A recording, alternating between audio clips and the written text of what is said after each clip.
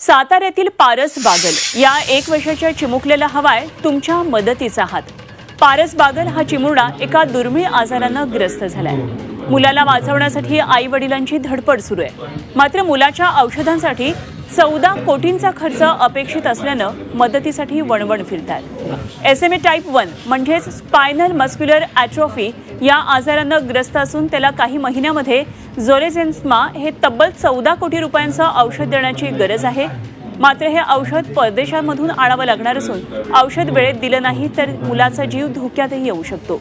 त्यामुळे आता पारसला मदत करा असं आवाहन त्याच्या आई वडिलांनी केलंय आणि याबाबत पारसच्या आई वडिलांबरोबर बातचीत केली आहे आमचे प्रतिनिधी तुषार तपासे यांनी।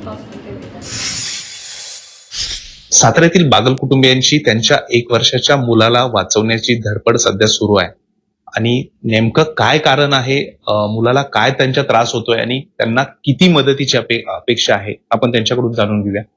काय सांगाल, तुमच्या मुलाला कोणता त्रास जाणवू लागलाय आणि त्याच्यामुळे तुम्ही आता मदतीसाठी मागणी करताय? नमस्कार, माझं नाव अभिलाष बागल। आमचा 1 वर्षाचा मुलगा आहे पारस। त्याला तो जन्मल्यानंतर एकदम व्यवस्थित होता। 6 महिने त्याचं रेग्युलर जे मंथली मायलस्टोन आपण जे म्हणतो ते एकदम व्यवस्थित चाललं होतं। एक 7व्या ते 8व्या महिन्यापासून त्याची पायाची हालचाल वगैरे कमी झाली।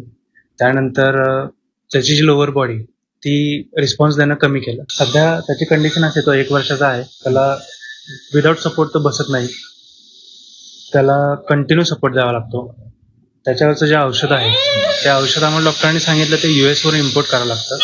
त्याचं नाव आहे झोलेन्झिमा म्हणून। ते इंजेक्शन आहे आणि त्याची किंमत 14 करोड आहे। खूप मोठी रक्कम आहे। शासनाकडून काही मदतीची मागणी करण्यात आली आहे तुमच्याकडून काय? जी, आम्ही माननीय मुख्यमंत्री आपले एकनाथजी शिंदे साहेब यांना सुद्धा भेटलो।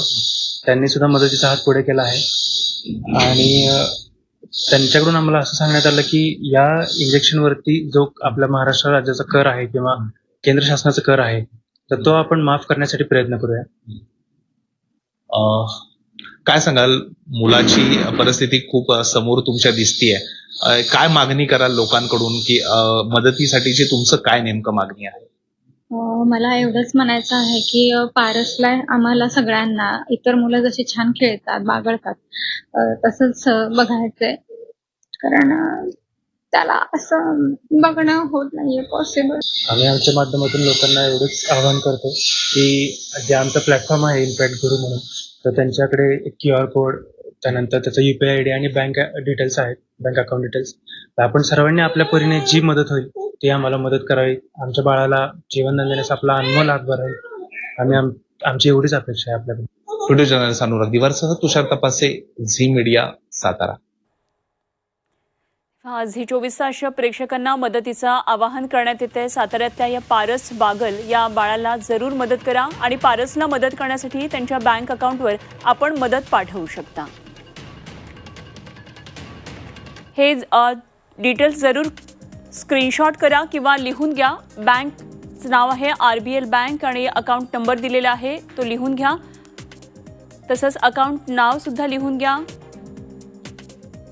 त्याचप्रमाणे UPI ट्रान्झॅक्शनसाठी सुद्धा त्यांनी कोड दिलेला आहे, जरूर त्यावर आपण मदत पाठवा। पारसला आपल्या मदतीचा हात हवा आहे, मदतीची गरज आहे। झी 24 तास प्रेक्षकांना आवाहन आहे, पारस बागल या छोट्याशा बाळाला आपण मदत करावी।